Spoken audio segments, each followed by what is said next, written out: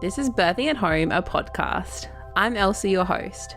I'm a home birth mum of 2 little boys, a doula in Melbourne supporting birth at home. I'm a mental health nurse and the co-creator of Home Birth Victoria. If you want to learn more about me, the podcast, or my work as a doula, check out www.birthingathome.apodcast. Before we begin, I would like to acknowledge the Wurundjeri people who are the traditional custodians of the land I'm recording on in Naarm, Melbourne, Australia. I would also like to acknowledge that Aboriginal and Torres Strait Islander peoples have been birthing at home on country for tens of thousands of years prior to the British invasion and acknowledge that sovereignty has never been ceded. This is another episode in the Partners Supporting Birth at Home series, shared today by Tom. We chat about his experience of supporting his wife Chloe with the birth of their first baby at home. Tom shares his first thoughts of birth at home and how it was so clear to him that home birth was the best choice for them when looking at the cold, hard facts. You can also listen to Chloe's story in episode 39.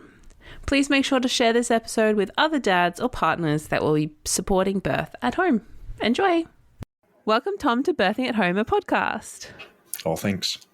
Thank you for joining me tonight. Tom, do you want to give us a little bit of a background about who you are, who's in your family, where you're located? Sure. So I'm Tom. My wife, Chloe, did an episode not that long ago about our home birth for our daughter, Matilda. So that's our little family unit at the moment, and we're based in Adelaide. Yeah, cool. Yeah, Chloe she was episode 39. So if you're listening and want to hear Chloe's perspective, go back and listen to that. I guess to start off with, Tom, so for those who haven't listened to Chloe's episode, she spoke about how you guys had sort of been, or she had at least been planting the seed of home birth for a while before Matilda came along. Do you remember the first time or your initial bias or perception about home birth or birthing at home?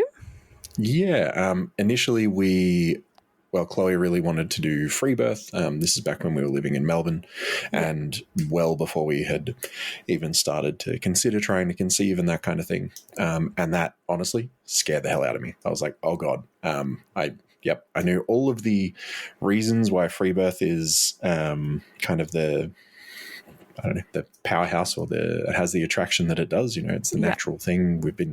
Women have been giving birth for millennia. That's how we have a human race. Yeah. But the fear in me was, oh no, when it comes time for you to give birth, I want every single doctor on the planet around you to make sure you're safe and all that kind of stuff, which is, very much that Western movies kind of attitude. Yeah, totally. And then we kind of meandered through that journey of both of us being on complete opposite ends of the spectrum, and then kind of came to home birth, and we did some more research into it, kind of looked into the community around here in Adelaide, spoke to a midwife and an at-home midwife, obviously. And then, we ended up landing on a home birth instead of a hospital. And that's based on some family members that I have that have lost kids unfortunately during kind of birthing in hospitals and that kind of thing, and as well as Chloe's got some people she knows that have lost kids as well. So it was I can't stand hospitals. They make me incredibly anxious. I'd rather cut a toe off than go to it for a cut or something. I'm very anti-hospital. Not when there's an emergency and they're very necessary. I just I very much don't like them. So home birth realistically made a lot of sense when I actually assessed the option and the thinking behind it. Yeah. So I guess, when it was initially sort of proposed to you, did you already, in terms of, I guess, free birth, if that was the initial sort of did you already have that sort of understanding that it was a very natural thing, but for when it comes to Chloe though, I want to make sure, that's kind of, I guess what I'm trying to say is initially were you oh no, that's not for us, we're not that kind of people, or? It was more the protection side of things, I think. I'm an intensely protective human over the people that I love, and I decided to marry Chloe, so I do love her quite a lot. The thought of her not being safe, I was like, no, this is a terrible idea. So it was purely from the the fear, I guess, of anything potentially happening. Yeah. And so when, you know, do you recall like how many years maybe that kind of like pre-Matilda learning about birth sort of was? From memory with Chloe, she said it was definitely a couple of years. Yeah, we'd been talking about it for quite some time, but we hadn't thought about actively trying to conceive until, probably at least 2 years. I think we were talking about this before we actually started to actively try and conceive. And even when we were trying to conceive Matilda, there was still kind of that question of what we were going to do in the kind of birth scenario. There was a good 2+ years, I'd say, of conversation. And did you happen to like mention it to like friends or like even family members that like this was something that you guys were exploring? No, I didn't. There's a big gap between me and my brothers, and none of my friends have kids, I should say. I'm the first one in my close knit friend group to have kids. So there wasn't really that place to talk about it and that kind of thing. So it was all very much just conversations between me and Chloe and research that I did. I'd listened to a few podcasts, looked up the statistics about, mortality in birth and any complications that come from birth and that kind of stuff, the differences between like a home birth, something going wrong, and a hospital birth, something going wrong, all that kind of thing. I did a lot of, I guess, statistical analysis. It's the pragmatic side of me was like, let's crunch some numbers and see if like all this fear that I have is even remotely founded. And then, turns out, no, not really at all. So it's pretty crazy, right? Because, I was talking to someone earlier and he was saying, like his piece of advice was like, look at the facts, like look at it. And it's so true. And if the medical systems were actually looking at the evidence, then they wouldn't be how they are right now. And I think it's just, a lot of people just can't get over the fact because we're like built, I don't know if groomed is the right word, but we're, groomed to like kind of like trust the medical system. And, I saw today like somebody saying that their 2-year-old was interested in becoming a doctor. And I was like, the child's 2. And I think like, but what I mean by that is like we put doctors and, specialists on this pedestal because like they know so much and like med school is like so intensive and like whatever else and whatnot.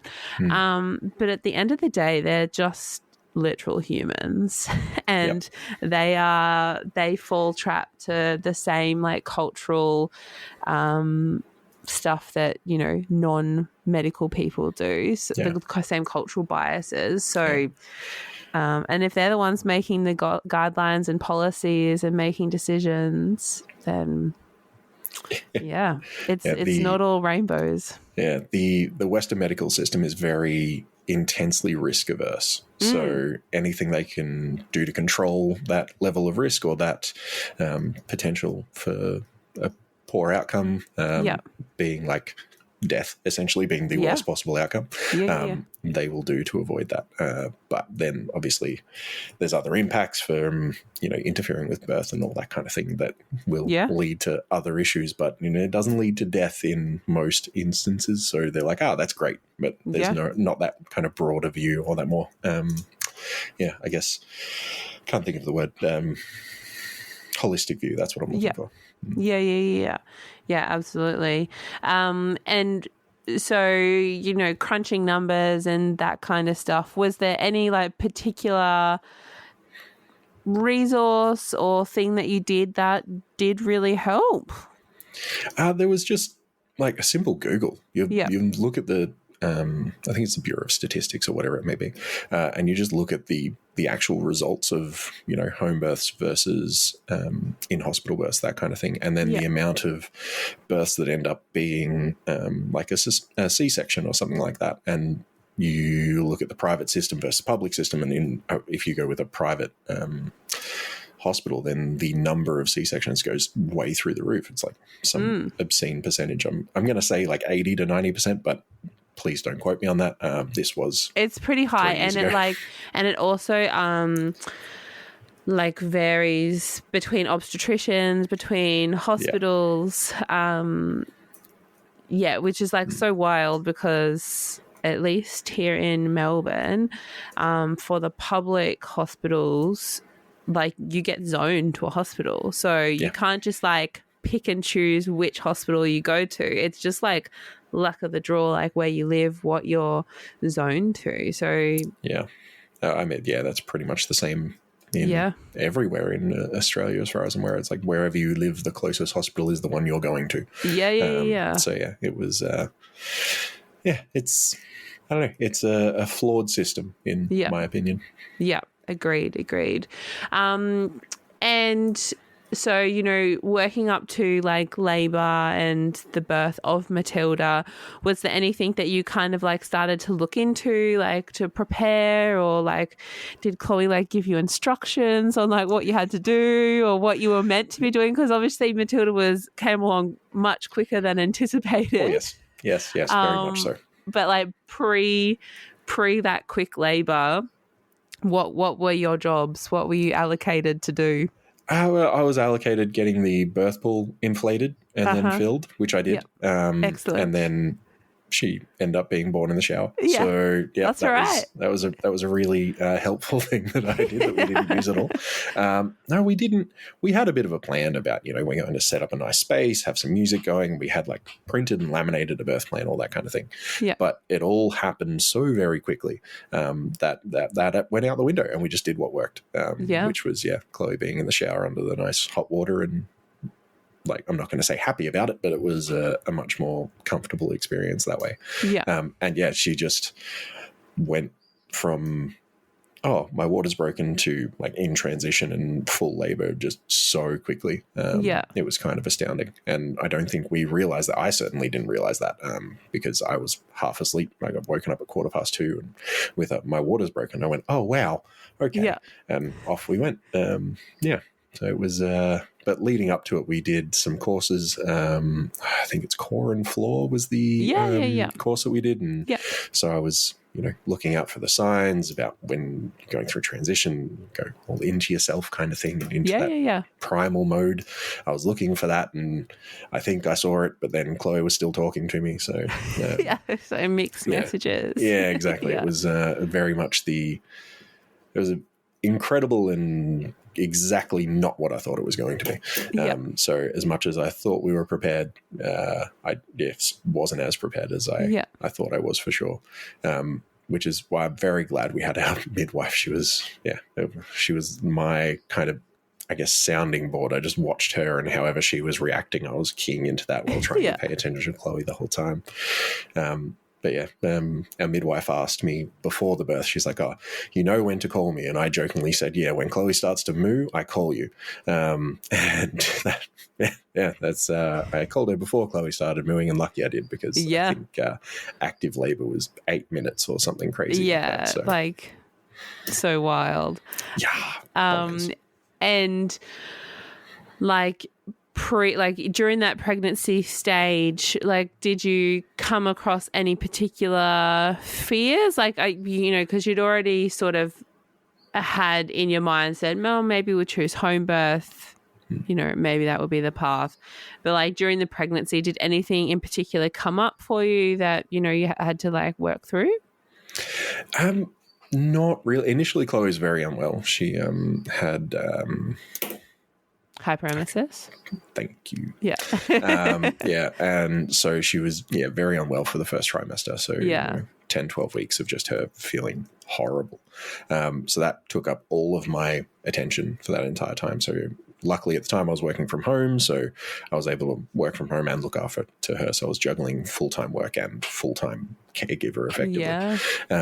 And then once we got out of that, I was like, oh, good. Okay. She's starting to feel a bit better. She can actually eat and function. And it was just trying to, I guess, catch back up on work again, and then, you know, keep everything kind of together there. So I didn't have a whole lot of, I guess, time that first and second trimester to look into my own feelings, I suppose. I was just more worried about her. Third trimester, it was like, oh, this is happening. Okay, cool. Here we go. Let's get into the courses. Let's try and learn as much as we can. Yeah. And we live maybe 10, 15 minutes from the closest hospital. And so I was like, okay, cool. If anything happens, then I'm not going to be calling an ambulance. I'm going to pick her up, put her in the car and go. So I guess that was my only fear, was getting her to emergency medical care if it was needed, because in Adelaide we have the ambulance ramping kind of drama and situation it is. So I was like, well, I don't want to have to rely on an ambulance, which is, kind of a horrible thought, but because we're so close. In Melbourne as well, I dread the day, touching all the wood, that I have to call an ambulance, because that's a whole other thing, but absolutely. Okay. So through the stuff that you did, like the core floor restore, antenatal classes and whatever else that you came across, that was enough to kind of give you confidence in Chloe, but in this whole home birth thing. Yeah, and leading up to the birth, we got in contact with the midwife virtually as soon as we found out that Chloe was pregnant, so that we could book someone in to do a home birth. And building that relationship with her was great. She kind of helped us out, and she is a very kind of natural midwife. She's like, your body knows what to do. We just have to support you through that. We don't need to interfere and do all this other stuff. If it's unnecessary, if there's an emergency and we need to transfer, we will do that. But then people have been giving birth for millennia. So, we just kind of have to trust in the process and let you do what your body was built to do. So it was very reassuring, and I think that very much helped. And then so Chloe wakes you up and says, my waters have broken. And do you remember, are you panicked, are you excited, are you sleepy? What the heck, just sleepy? Yep. Just the first thing was, what? Can we do this another time? I'm a slow person to wake up at the best of times. So, she woke me up, took a few shakes to wake me up. I was like, what's going on? She's like, I think my water just broke. I was like, oh, wow. Which hilariously was the exact same thing I told her when she said to her when she told me she was pregnant. And she's like, I'm going to go have a shower and wash my hair. And I'm like, okay. That's right. All right. No worries. And she's like, can you blow up the birth stuff? Yeah, exactly. She's like, I'll go have a shower. It'll be nice and relaxing. I'll wash my hair. I'll feel really nice. I'm like, okay, cool. No worries. I lay there for a minute and let my body catch up with my brain, and got up, went and checked her in the shower, and she's like, yeah, I'm okay. She was just kind of swaying in the shower and letting the water do its thing. And then I went in the lounge room, which is at the other end of the house essentially, and blew up the pool, and that took me probably about maybe 10 minutes. And in that time she had pretty much gone into active labor and was was transitioning, I guess, and was kind of on all fours in the shower and feeling all of the movements and things happening. I was like, I remember, I think when I first went in to check on her, I said, do you think I should call Panita, the midwife? And Chloe's like, no, I think we're okay for now. I was like, okay, no worries. All right, cool. I'll go and do the job that I am assigned. So off I went, and then I was trying to figure out the hose attachments to go on the tap and that kind of thing quickly. And I was like, I'll look at this in a minute. Went back and checked on her in the shower again. She'd clearly had quite the change. And I was like, okay, maybe we should call Panita now. And I feel like Chloe said yes, but at the same time, I don't think she was overly responsive. So she just kind of went, I was like, all right, cool. Call Panita, and she's like, hello.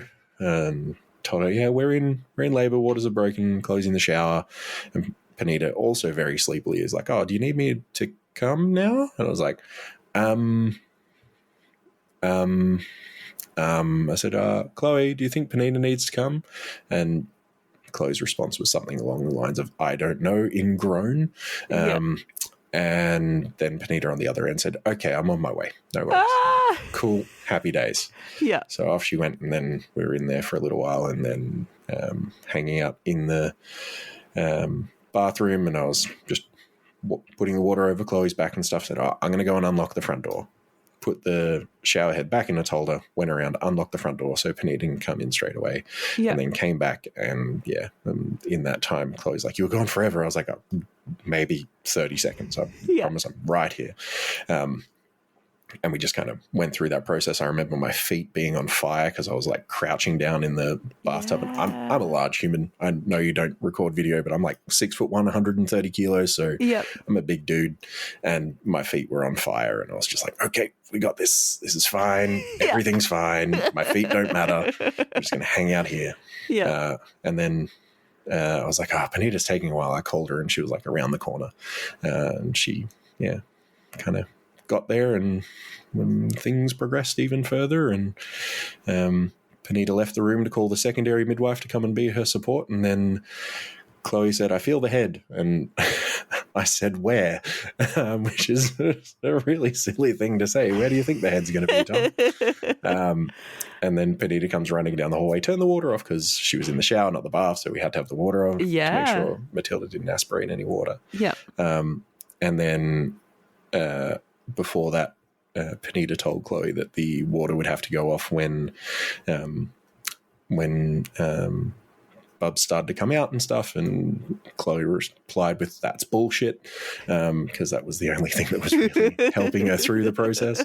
And then at some point I went and locked the dogs out in the laundry because they were barking like crazy. When Panita got there, it was all a bit of chaos.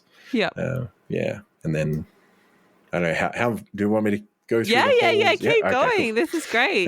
And then head came out, baby came out, hit the floor a little bit, just kind of did a little donut on the floor of the shower. Thankfully I'd cleaned it like 2 days before. I remember Chloe saying that. And I remember seeing a bit of blood, and I was like, oh God, there's blood. And obviously it was in the shower mixed with water, so it looked like a lot more than there actually was. And in that instant I panicked. I was like, oh God, is this a hemorrhage? Like, my mind automatically went to all the terrible places. Then I just looked at Panita and she wasn't phased at all. I was like, oh no, we're good. Okay, cool. And I remember having this huge spike of adrenaline going, oh crap. And then, oh no, everything's fine. We're good. Wow. And then, Matilda gave out a cry pretty much straight away, and off we went to I tried to pick Chloe up out of the shower, but the umbilical cord was in the way. So Chloe kind of had to pick herself up because it was a very small shower. And then, we went and put down a nice big waterproof blanket in bed and laid down, and Matilda did a tummy crawl to get her first feed and all that kind of stuff. And it was beautiful. I'm going to cry sitting here. This is ridiculous. But that's so funny. I think I might have used the audio that Chloe said that she's like, I feel the head, and then Tom was like, where? It's like, that's brilliant. Wow, Tom, that's I think you've told it so perfectly. I think that really speaks to the power of continuity of care, and knowing your midwife and having that trust in the midwife, but the midwife has trust in Chloe and you as, a duo as well. So it's just amazing and so interesting as well, because as first time parents, you're told generally that it's usually longer and it's going to take a while, and so you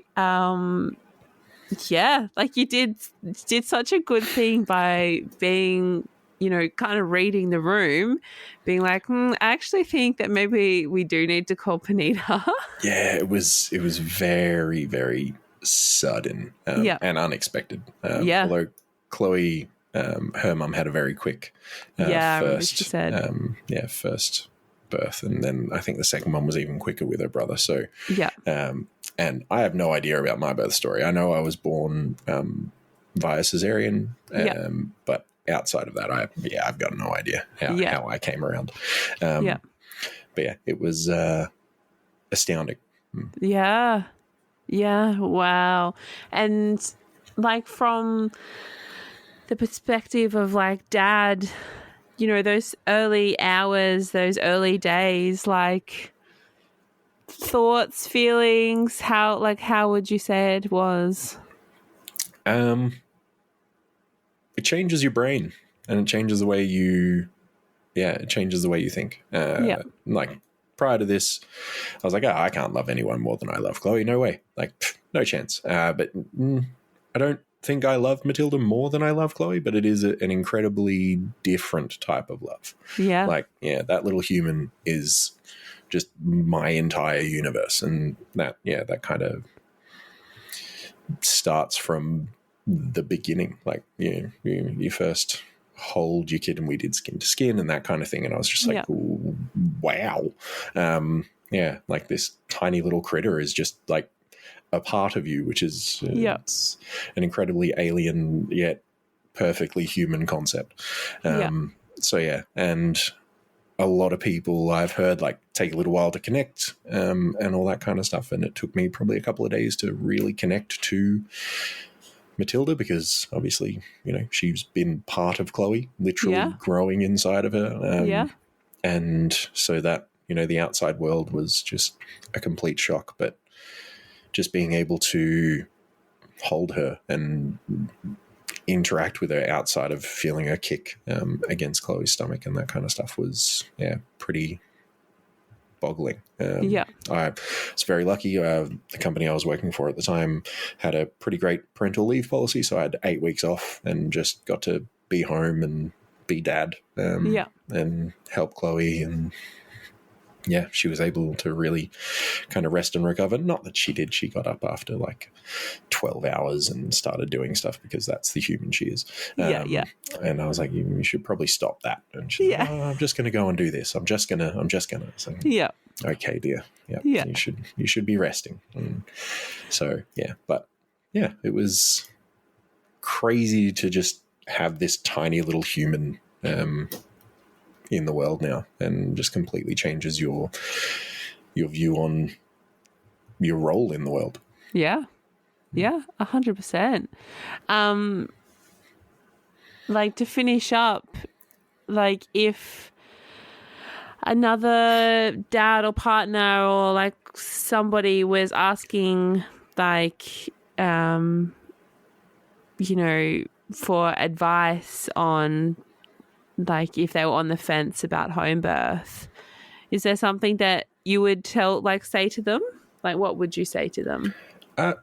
Talk to the services in your area. The people who, at least here, the people that do home birth do it because they believe it's the thing to do. They believe in the process and they want to help women give birth so that they can do it in the most natural way possible and have the best connection to their kids. So, talk to the services in your area, do as much research as you can, and don't, unless you have some seriously huge risk factors, don't buy into any of the, I don't want to say propaganda because it seems like a bit of a buzzword, but it kind of is propaganda about the danger of home birth. As long as you are a healthy human and you don't have the risk factors, then you can absolutely give birth at home, and you should feel empowered to do so.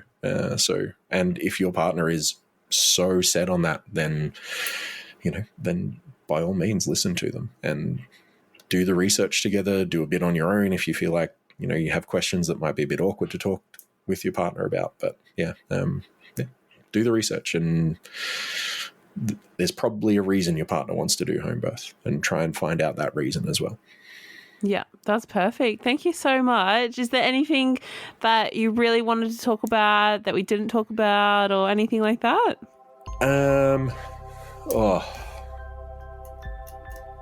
I don't know. Being a dad's great. Best job you'll ever have. One of the hardest jobs you'll ever have. But it'll all work out in the end. It'll all work out in the end. Thank you so, so much, Tom. Oh, no worries. Thanks for having me.